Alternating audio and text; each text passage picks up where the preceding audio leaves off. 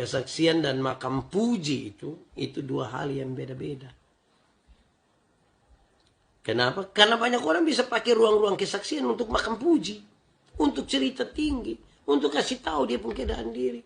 Bahkan lebih tinggi daripada apa yang menjadi harapan dari banyak orang.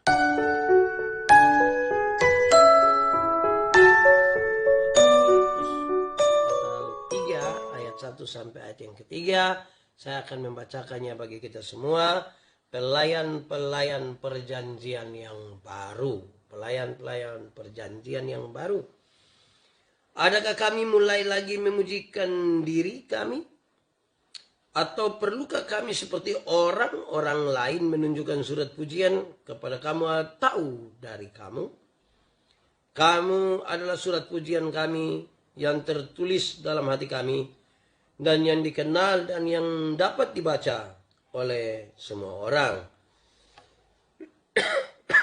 Karena telah ternyata bahwa kamu adalah surat Kristus yang ditulis oleh pelayan kami, ditulis bukan dengan tinta tetapi dengan roh Allah, melainkan dari Allah yang hidup, bukan pada lolo batu melainkan pada lolo daging, yaitu di dalam hati manusia. Demikian firman Tuhan. Berbahagia setiap orang yang mendengar firman, memelihara dan melakukan dalam hidup setiap hari. Shalom. Selamat malam, salam sehat, salam sukacita, salam damai sejahtera buat kita semua. Semoga kita dalam keadaan baik-baik saja, diberkati selalu di dalam nama Tuhan Yesus Kristus, bersama-sama dengan seluruh keluarga, baik suami, istri, anak-anak maupun orang tua. Kita bersukacita selalu karena Tuhan masih menyertai dan menolong kita hingga hari ini. Itu patut disyukuri. Itu patut disyukuri. Kenapa saudara-saudara? Kadang-kadang kita lihat hal-hal besar baru kita bersyukur. Saya pernah kasih tahu saudara, saya pun teman selalu bilang begini, kita nih agak aneh. Kalau dibagi nasi begitu, nasi yang sudah ditaruh di dos saja, itu kita langsung tutup mata dan berdoa. Tapi kalau orang kasih kita air 1 gelas atau permen 1 nih, jarang sekali kita berdoa. Akhirnya kita membangun kebiasaan mensyukuri hal-hal yang kelihatan besar dan yang kecil-kecil kita anggap itu biasa saja. Saudara-saudara, di malam hari ini kita baca dari surat 2 Korintus pasal 3 ayat 1 sampai ayat yang ketiga. Dan sebelum kita masuk lebih jauh untuk memahaminya, yang paling pertama saudara-saudara, saya mau ajak kita untuk melihat catatan-catatan ringan, catatan-catatan kecil tentang kota Korintus dulu supaya kita paham latar belakangnya dan kemudian kita memahaminya lebih dari berita firman yang malam hari ini kita baca. Saudara-saudara, tercatat bagi kita dengan baik bahwa Korintus menjadi salah satu pusat perdagangan dan perniagaan yang terbesar di dunia kuno waktu itu. Jadi di dunia kuno dianggap Korintus ini salah satu tempat yang perdagangannya sangat maju, kotanya juga sangat maju, dan saya kira ini menjadi sesuatu yang penting sekali. Kenapa? Karena Korintus itu menjadi satu tempat yang sangat indah sekali.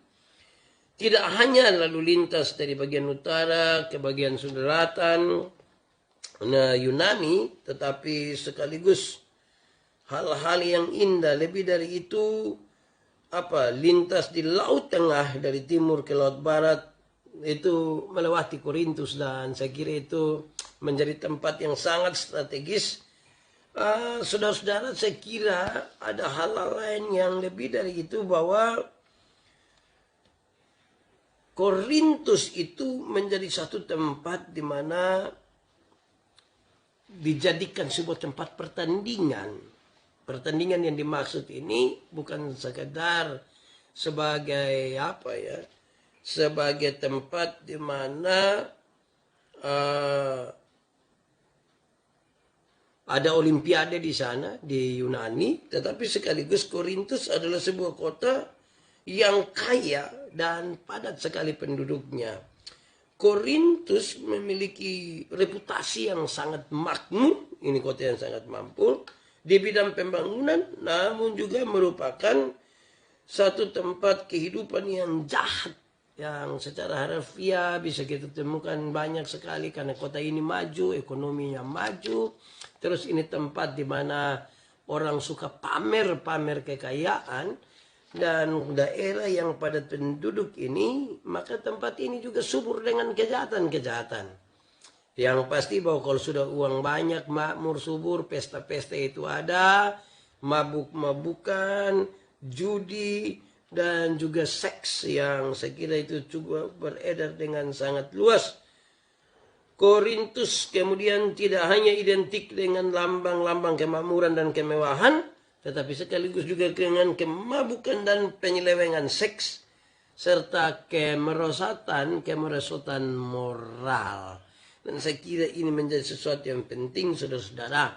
Mari kita lihat juga satu catatan kecil tentang bagaimana kota Korintus itu ada. Saya mencatat di sini, saudara-saudara, bahwa pada tahun 146 sebelum Masehi, bencana menimpa Korintus. Bangsa Roma dengan gencar ingin menguasai Roma.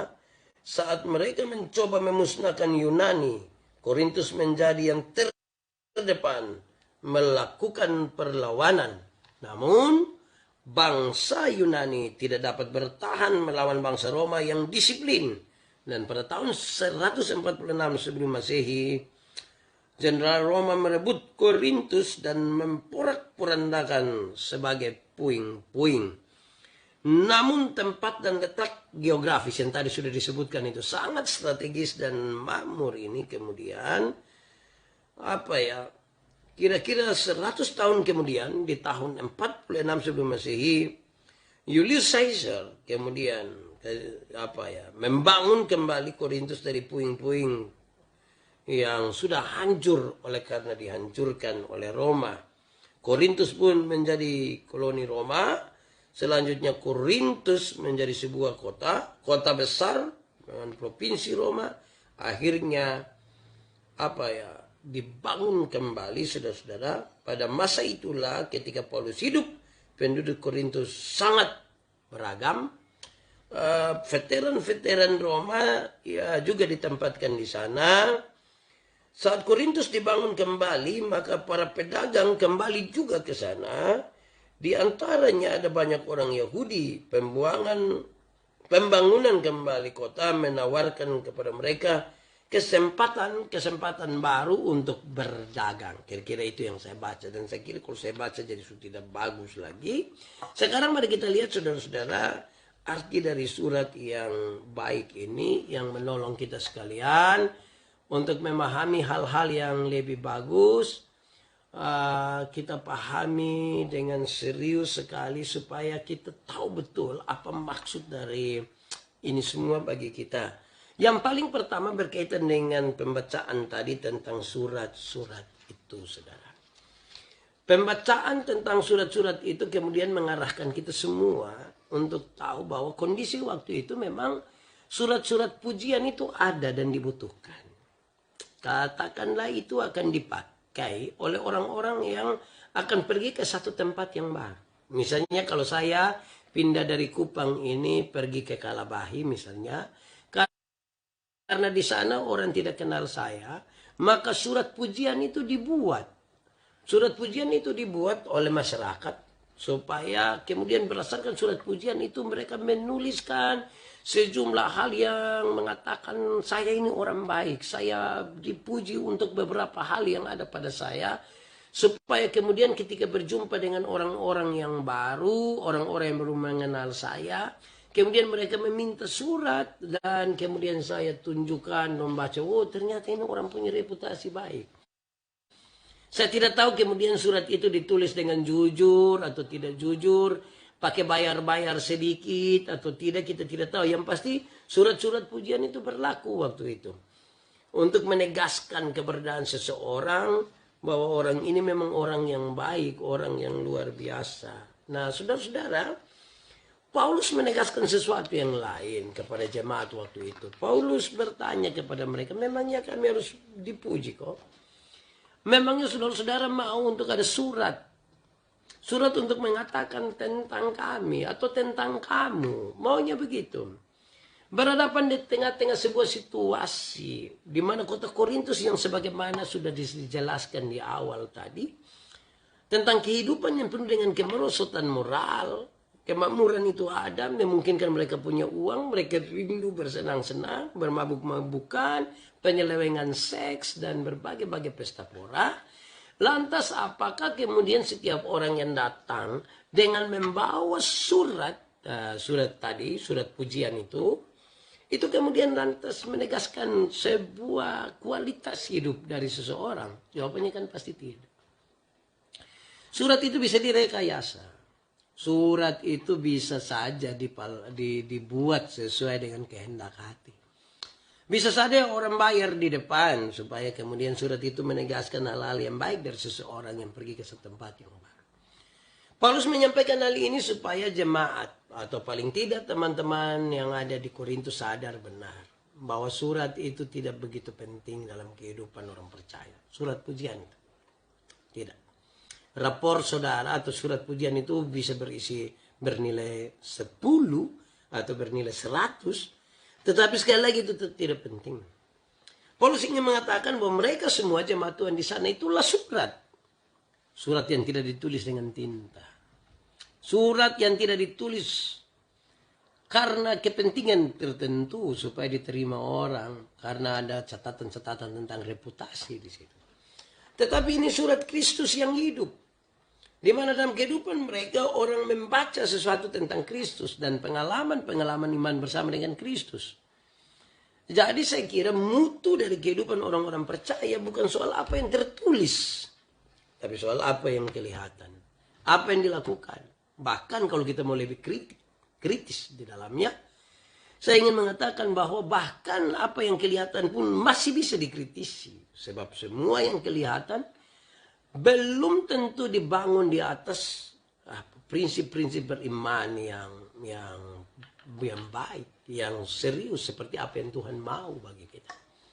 Hal ini penting sekali lagi. Dia ingin mengajarkan jemaat, silakan bahwa sebuah tradisi kuno untuk jemaat-jemaat, untuk masyarakat tentang surat pujian itu, Paulus tidak bermaksud untuk menghapuskan tradisi kuno itu. Silakan. Kalau ada orang ingin berpergian ke tempat yang baru, dia tidak dikenal, tapi dia merindukan untuk diterima di sana. Silakan orang membuat kepadanya sebuah surat pujian. Surat pujian itu memungkinkan untuk orang mengenal dia dan membaca surat itu orang tahu bahwa ini orang-orang baik. Silakan itu dilakukan. Tapi khusus bagi iman Kristen, kamu jangan tergantung pada surat pujian.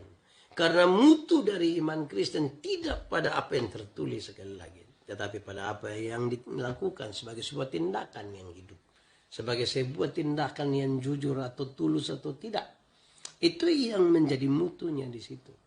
Bahkan kalau sekali lagi kita ingin mengkritisi lebih jauh. Saya ingin mengatakan kepada kita bahwa yang sudah bertindak baik sekalipun, belum tentu itu dibangun di atas dasar-dasar iman yang kuat.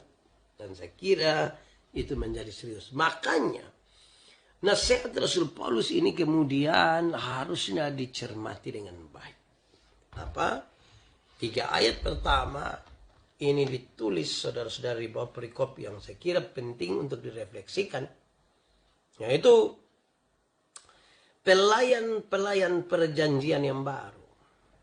Dalam perjanjian yang baru itu saudara-saudara dibutuhkan pelayan-pelayan. Pelayan-pelayan itu jangan terikat terhadap sebuah surat yang tertulis. Atau kalau kita mau lihat anak-anak kita sekarang misalnya atau kita semua. Kualitas dari pendidikan seseorang itu kan tidak pada dia punya rapor isi berapa kan. Tidak ada di situ. Tetapi lebih kepada prakteknya seperti apa. Ada banyak orang dari segi teori mungkin pintar sekali. Tapi sampai pada soal-soal praktis itu bermasalah. Saudara-saudara mungkin belajar etika Kristen. Nilai etika Kristen tinggi sekali. Tapi bapak mantu dan mama mantu tidak membutuhkan itu nilai-nilai etika Kristen. Yang dia butuh itu adalah anak-anak mantu atau calon-calon mantu yang kerendahan hati ada. Sabar, terus hormat kepada orang tua. Kan yang mereka butuh itu. Sebuah tindakan, bukan surat. Apalagi surat yang ditulis zaman dulu. Saya masih ingat karena kami ini orang-orang dulu ini. Saya kira ada orang tua banyak di sini. Dulu kan belum ada HP. Dulu menulis surat cinta itu kita pakai tulisan yang menulis dulu yang naik tipis turun tebal itu. Itu dengan kata-kata yang sangat-sangat puitis. Kadang-kadang saya pikir justru terlalu lebe-lebe. Semoga Adinda Ya itu dulu. Tapi saya kira bahwa memang sekali lagi bukan surat yang dibutuhkan. Adakah kami mulai lagi memujikan diri kami? Paulus bertanya di awal. Adakah kami mulai lagi memujikan diri kami? Adakah kami ingin mengatakan kepada lihat kami? Lama-lama kami bisa makan puji dengan. Dan kalau mau jujur memang banyak pelayan begitu juga. Kami para pendeta atau orang-orang yang bisa saja memuji dirinya. Meninggikan dirinya bahkan merampas kemuliaan Tuhan. Atau perlukah kami seperti orang-orang lain menunjukkan surat pujian kepada kamu atau dari kamu? Apakah sebegitu pentingnya kami menunjukkan surat pujian supaya kamu percaya sesuatu? Ya. Atau kamu akan menunjukkan sesuatu? Jawabannya tidak. Kamu adalah surat pujian dari kami yang ditulis dalam hati kami. Kamu surat pujian tertulis di dalam hati kami. Kami mengalami bersama-sama dengan kamu. Ada kesan yang tersimpan di sini tentang kamu. Itu lebih cukup. Itu lebih pas. Itu lebih penting dari semuanya. Karena ada sesuatu yang tersimpan di hati. Coba saudara bayangkan seseorang. Saudara bayangkan seseorang. Seseorang yang saudara tahu bahwa dia baik. Saudara mungkin mengasihi atau mencintai dia. Kesan apa yang saudara taruh di sini? Kalau saudara taruh itu, bahwa dia orang yang saudara kasih, saudara cintai, apakah butuh surat pujian? Saudara punya suami, saudara punya istri, saudara punya pacar, saudara sayang kepada dia, saudara cinta kepada dia. Apa butuh surat pujian? Di sana sini mungkin ada kekurangan, di sana sini ada kelebihan. Tapi tidak penting surat pujian itu. Karena bekas di hati itu lebih kuat dari apapun. Dari termasuk surat-surat itu yang dikeluarkan. Amin kan? Ini saya bayangkan. Ketika kita urus orang menikah, saudara-saudara, surat-surat yang dimasukkan itu banyak. Surat pernyataan belum pernah menikah, surat, macam-macam itu surat-surat semua. Itu duk capil juga bisa pusing urus. Ya, tapi itu administratif sekali. Ya, itu sangat administratif. Untuk kita tahu ini siapa ini sebetulnya yang menikah. Tapi ada hal yang lebih di situ. Bagaimana cinta kasih itu membekas dan menggerakkan di dalam hati. Kenapa?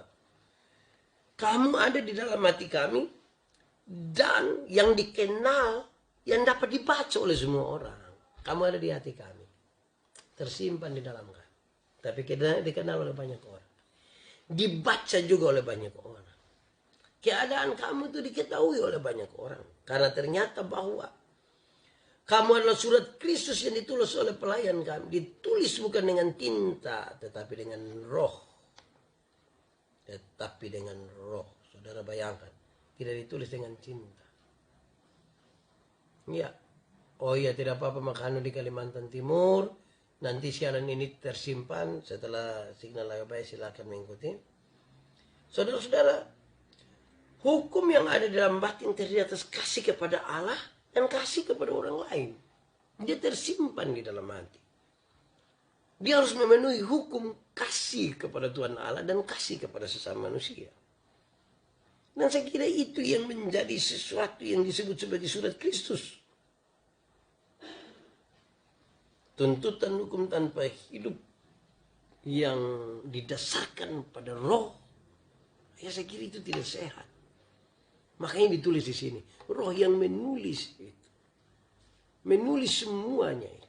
Bukan dengan tinta. Tapi roh Allah yang menulis. Tentang cintamu kepada Tuhan. Tentang cintamu kepada sesama.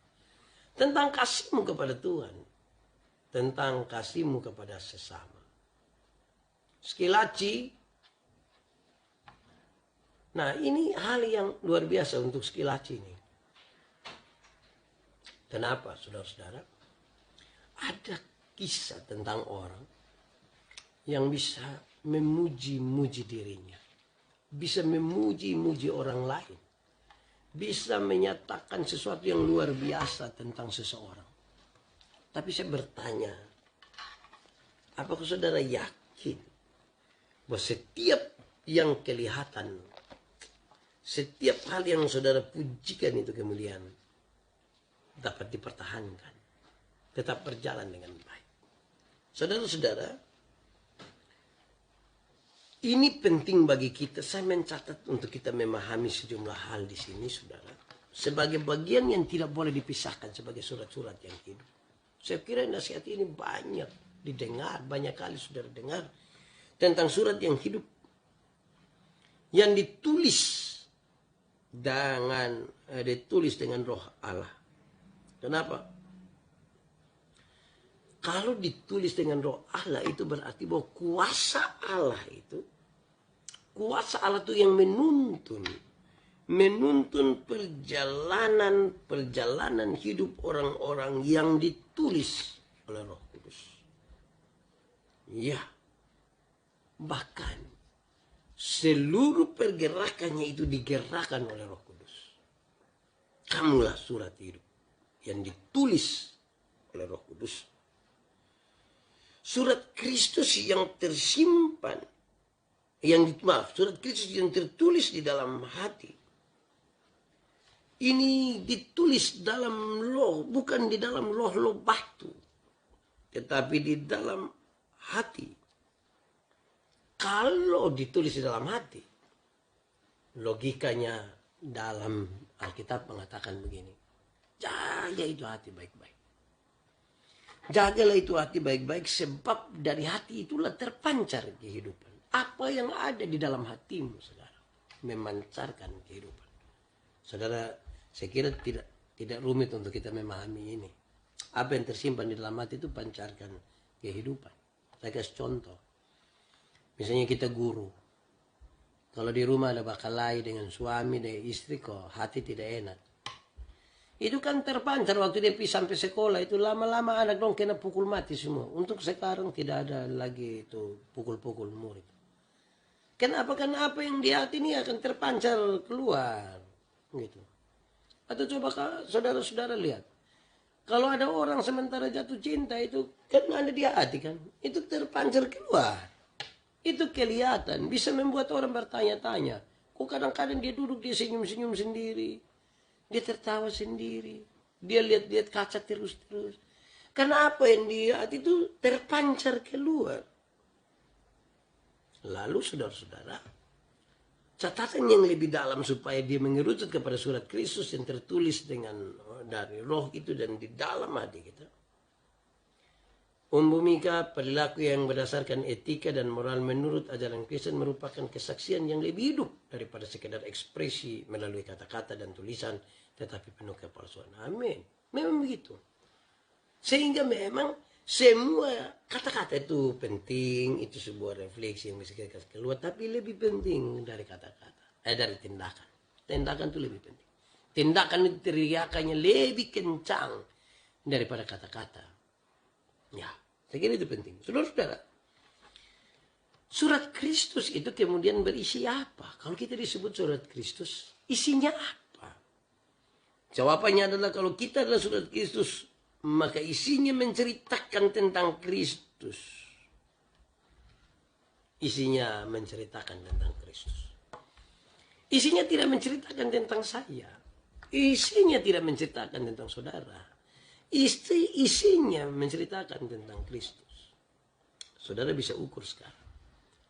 Saya baru 2 hari lalu membawa sebuah pembinaan persekutuan doa. Mereka bertanya tentang kesaksian. Lantas saya memberi penjelasan. Kesaksian itu baik. Kesaksian itu penting. Kesaksian itu membuat kita berefleksi terus-menerus tentang Tuhan Allah dalam kuasanya yang dahsyat dan luar biasa. Tapi saya ingatkan mereka, ingat.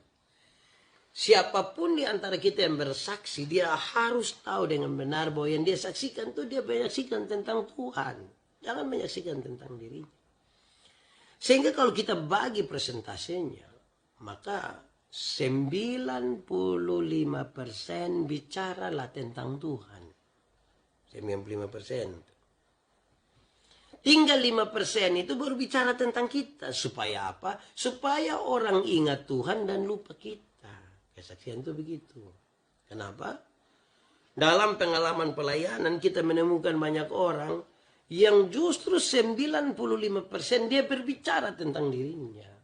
Dan tinggal 5% baru dia berbicara tentang Tuhan. Hasilnya orang lebih ingat dia daripada ingat Tuhan.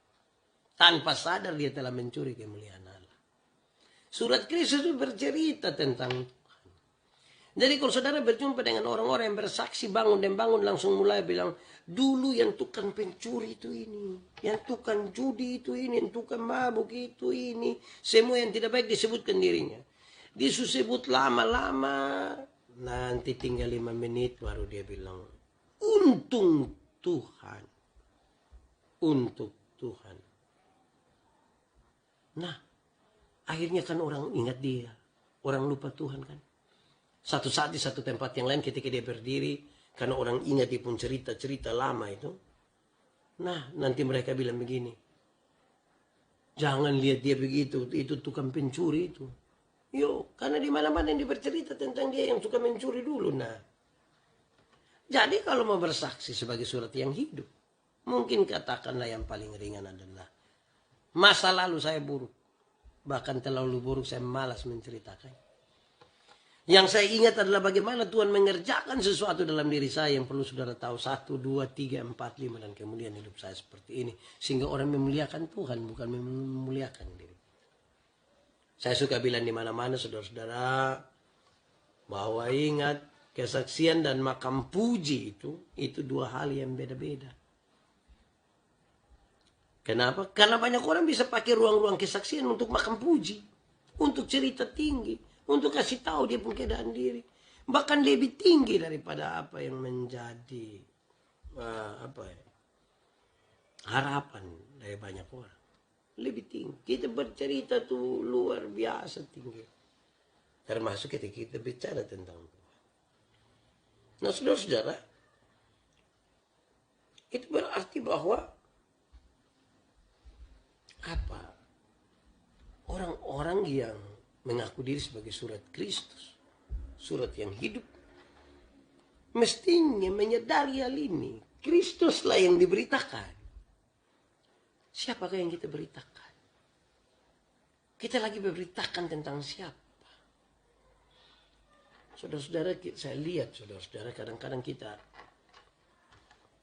saya mengalami sesuatu yang baru di tahun kira-kira tahun 2016. Saya mengalami sesuatu yang baru. Ketika waktu itu seorang sahabat pendeta saya, dia bilang kepada saya begini, Pak Pendeta dalam sebuah acara Natal di gereja tempat dia melayani, dia bilang, Pak Pendeta, waktu itu 2016, dia bilang, saya sudah 3 kali pergi ke itu berkisah tentang masa lalu. Saya sudah 3 kali pergi ke Israel. Waktu pergi pertama, ketika semua tempat yang ada di perjanjian baru ada tuh di sekitar itu pasti saya ada. Kalau orang kasih tahu bilang ini kubur Yesus, saya foto. Mereka kasih tahu ini Taman Getsemani, saya foto di situ.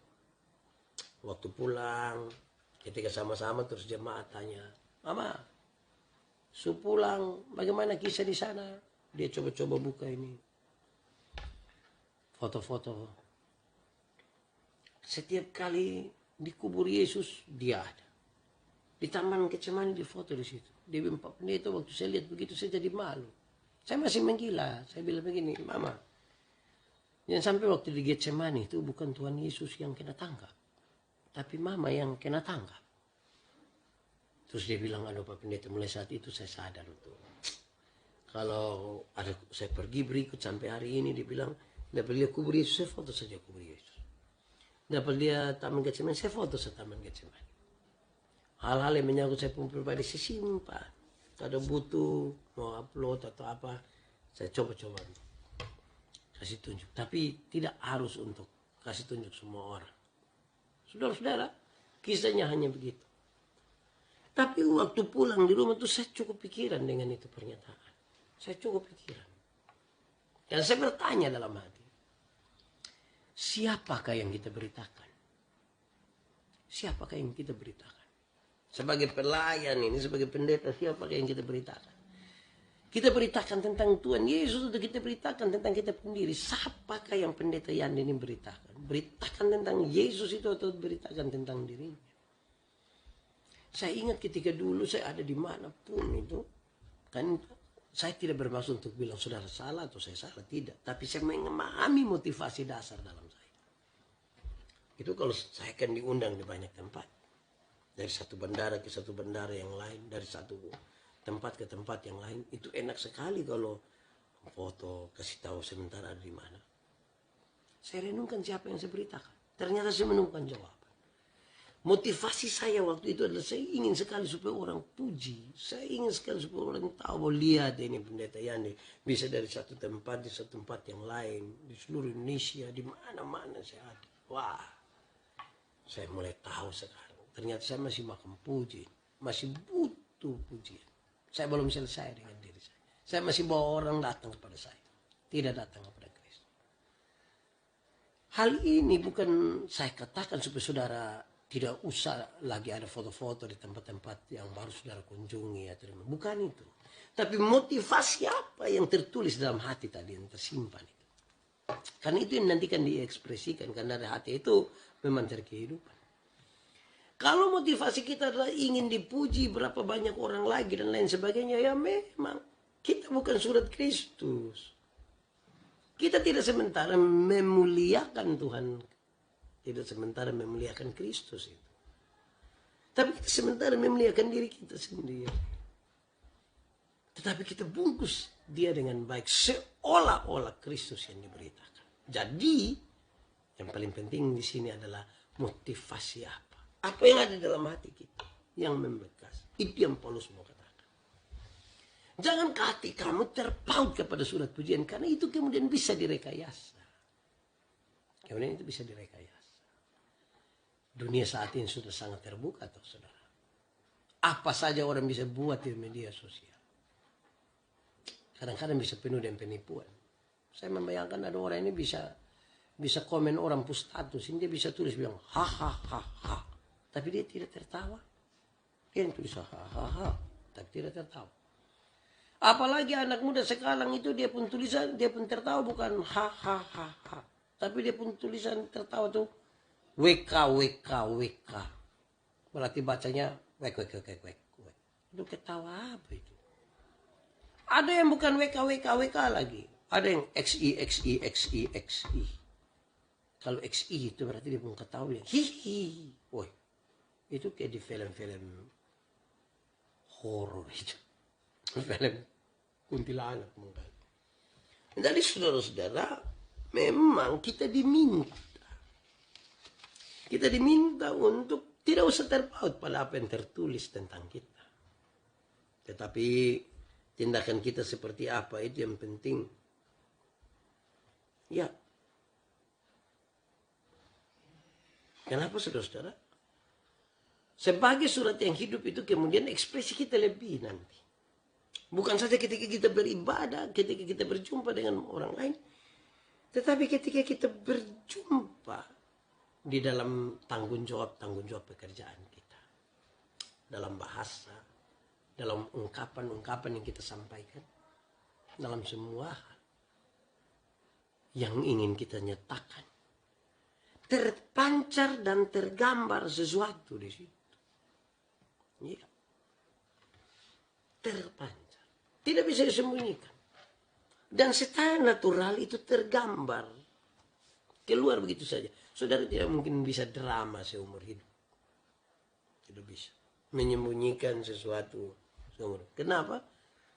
Karena ada satu titik di mana secara natural dia akan keluar. Saya orang Timur. Logat timur saya kan kental. Saya katakanlah pergi sekolah di Jakarta kira-kira 4 tahun misalnya. Saya pulang. Atau sepanjang di sana ketika saya telepon, apalagi bicara dengan orang Jawa, dari orang Jakarta, saya mungkin bisa logat Jakarta kan. Iya, itu kan pasti saya atur baik-baik. Ini mulut, ini kata-kata dong semua. Itu saya bisa. Tapi pertanyaannya, saya bisa berapa lama kalau itu tidak natural? Saya bisa bertahan berapa lama? Bisa drama itu berapa lama? Sebab yang asli itu akan muncul. Nanti kemudian orang langsung omong jelas. Dengar saya pun tekanan. Dia langsung tahu memang. Saya drama itu. Nah karena itu saudara-saudara. Yang asli itu. Jadi sebenarnya catatan dari teks ini mengarahkan kepada kita tentang yang asli tentang kita itu seperti apa. Buanglah sudah kepura-puraan dalam iman. Lebih realistislah. Tidak usah cari apa pujian orang kepada kita tentang iman kita kepada Tuhan Yesus. Tidak penting, saudara. Kejujuran kita kepada Kristus jauh lebih penting dari itu semua. Karena ada waktu di mana kita sangat baik. Menuju puncak sekali. Tapi mari kita jujur bahwa dalam dinamika hidup itu kadang-kadang kita turun bahkan sampai titik paling buta. Sampai titik nol, saudara. Ketika di titik-titik di mana kita meragukan kuasa Tuhan. Dan kita mau jujur dengan Tuhan. Titik-titik di mana kita penuh keraguan dengan kuasa Allah yang besar dalam hidup kita. Titik-titik di mana kita tidak percaya Tuhan, tapi kita percaya kepada apa yang menjadi strategi kita. Mari kita jujur, itu di hadapan Tuhan tiap-tiap waktu. Surat yang sangat jujur. Terbuka dari hati kita. Tidak ditujukan kepada siapapun, tapi sementara ditujukan kepada Tuhan. Surat itu tidak tertulis dengan tinta. Dengan pena. Surat itu sementara tergambar di dalam hati kita. Tertulis di dalam hati kita. Dan itu kita nyatakan. Kenapa? Karena di dalam hati itu ada hukum yang mengikatnya. Tentang kasihnya kepada Tuhan. Kasihnya juga kepada sesama. Hal yang tidak boleh diabaikan. Hal yang tidak boleh disepelekan. Saudara, saya ingat 1-2 hari yang lalu, minggu lalu saya menikahkan satu pasang nikah. Berbicara tentang emosi dan lain sebagainya waktu percakapan. Saya tanya, 2 orang ini pernah bertengkar? Ya pernah. Ya kalau bertengkar begitu siapa biasa mengalah duluan? Yang perempuan bilang saya. Laki-laki juga selalu bilang dia. Oh iya. Kenapa kamu mengalah? Mereka berdua bercerita. Wah memang namanya orang berelasi itu kan pasti bertentangan pendapat. Mereka bagaimana bisa mengalah supaya situasi selesai. Oh mantap. Mengalah tuh baik. Tapi saya mau tanya. Mau sampai kapan saudara mengalah? Bisa mengalah itu sampai kapan? Coba kasih tahu saya. Saudara bisa mengalah nih sampai kapan? Dia salah pun saudara mengalah, semua saudara mengalah bisa sampai kapan? Saya bercerita tentang seorang sahabat pendeta saya. Dulu ketika ada masalah di satu jemaat, dia dipindahkan ke sana. Pasti masalah itu selesai. Ada lagi masalah di jemaat lain, dia dipindahkan ke sana. Pasti masalah selesai. Kenapa? Ini orang sangat bisa mengalah. Majelis atau jemaat mau marah, dia seorang diri saja. Marah dia tidak apa-apa. Dia bisa bermain peran itu. Tapi saudara tahu, 14 tahun kemudian dia sakit berat. Kenapa? Karena setiap saat dia berusaha mengalah dan bermain peran. Dia tidak jujur kalau dia sementara marah. Dia tidak jujur kalau dia sebenarnya hati sakit juga.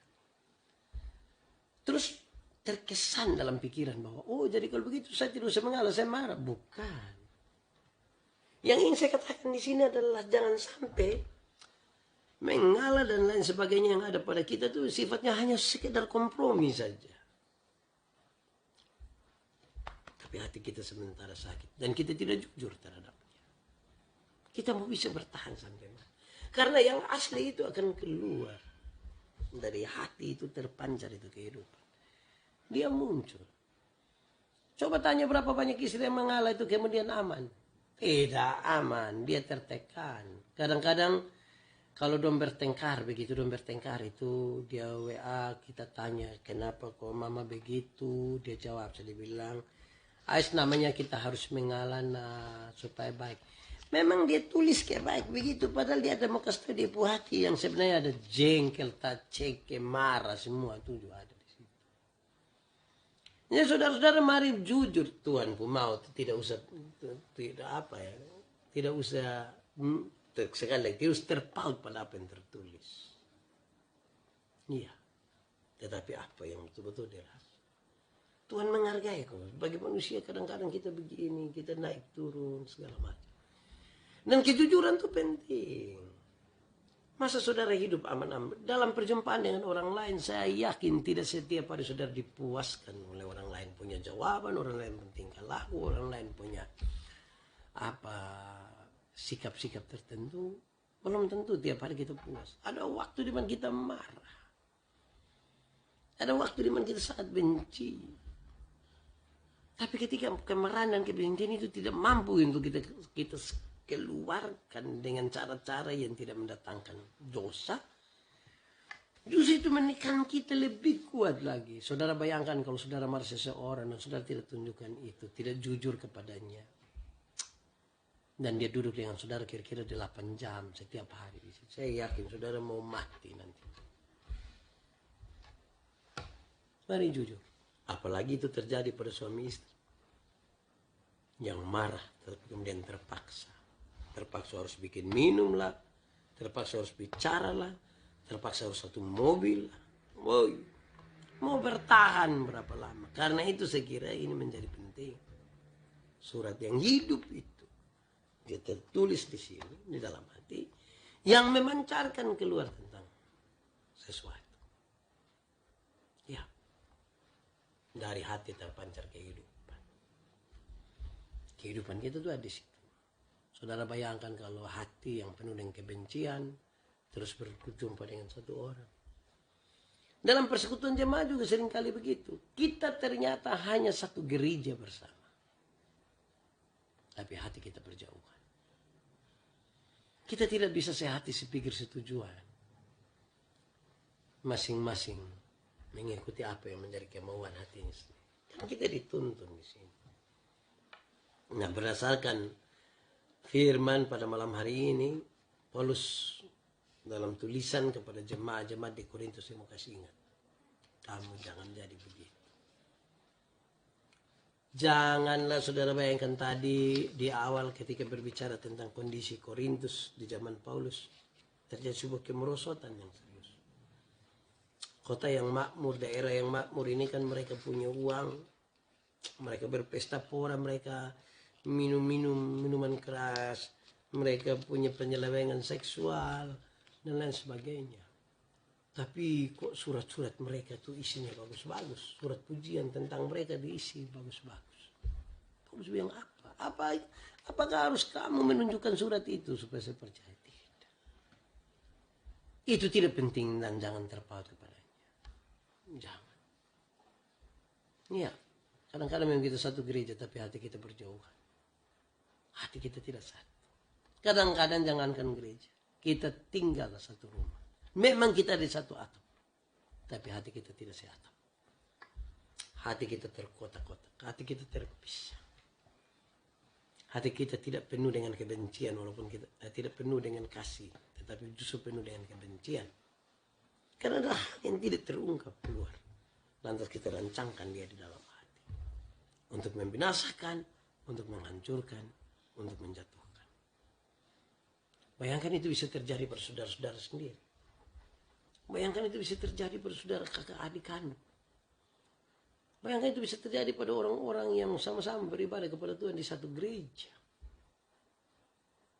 Nah, ini refleksi yang penting bagi kita semua, saudara. Ya, jangan menjadi dendam dan sakit hati. Yo, kenapa? Dendam dan sakit hati itu membuat kita tidak aman. Kita kepingin untuk membinasakan, menghancurkan, menjatuhkan. Kan kita sakit hati. Nah. Orang sakit hati itu kalau dia tidak kasih keluar tuh kan disimpan di sini dan mungkin suatu saat dia sakit karena sakit hati. Kalau saudara, biarlah bagian ini akan menolong kita sekalian tiap-tiap waktu untuk semakin lebih lagi di dalam Tuhan. Apa yang ada dalam hati, dalam pikiranmu, biarlah itu yang keluar. Tidak usah drama, tidak usah ada kemunafikan. Kalau saudara berdoa, ungkapkanlah apa yang ada di hati. Tidak usah sembunyi. Jangan cari kata-kata yang indah-indah. Kok Tuhan melihat hati, nah kasih tahu jujur apa yang ada di hati. Kok kita tidak kasih tahu, juga Tuhan tahu. Jadi lebih baik kasih tahu. Begitupun kepada orang-orang, apalagi itu orang-orang itu sebenarnya penting dalam hidup kita. Karena posisi sebagai suami, istri, anak-anak, orang tua. Mestinya kita mengungkapkan sesuatu. Dengan lebih jujur, dengan lebih terbuka. Kalau itu dibiasakan, maka banyak orang akan belajar dan membiasakan diri untuk menerima, mendengar, dan lain sebagainya. Sebab kalau dibiarkan itu dia menjadi kepahitan. Itu akan membuat muka muram. Kalau sudah muka muram, itu berkat sejauh. Saya suka bilang, muka muram, hati panas, ya berkat jauh. Nah, biarlah lewat firman malam hari ini kita semakin dekat dengan Tuhan, semakin jujur. Mungkin hari ini saudara marah, saudara benci. Hari ini saudara protes sama Tuhan. Kalau saudara lihat orang di tetangga sana kok lebih maju dari kita. Hari ini saudara marah. Kenapa suruh olahraga 1 bulan tapi badan tidak turun-turun. Sementara ada itu orang di sebelah makan, badan juga tidak naik-naik. Oh, kita sepertinya emosi dengan apa kita tidak tahu. Tapi ya itulah. Mari jujur, itu lebih penting. Mari jujur. Itu hal yang penting. Karena itu yang tertulis ya. Itu juga yang terpancar keluar dalam kehidupan. Jangan ada upaya menyembunyi. Jangan ada upaya kompromi. Yang kita bisa sakit hati. Ya. Tuhan memberkati kita.